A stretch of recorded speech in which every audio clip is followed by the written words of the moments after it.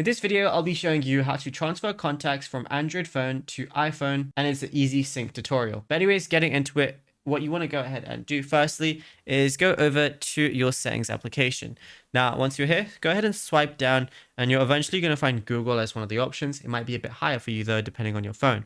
Go ahead and click on it, and then we want to switch to all services. Now over here, just go ahead and scroll down a bit, and eventually what you're going to see in backup and restore is Google Contact Sync. Go ahead and click on this and then go to status and make sure Google Contact Sync is turned on. If this is turned off, it's not going to work. So if it's turned off, make sure you turn it on. And then all you got to do is whatever you're using, if you're like going to an iPhone, is log into the same Google account. Then go over to contacts.google.com and you're going to be able to put all of your contacts onto your iPhone natively as long as you're logged into the same Google account.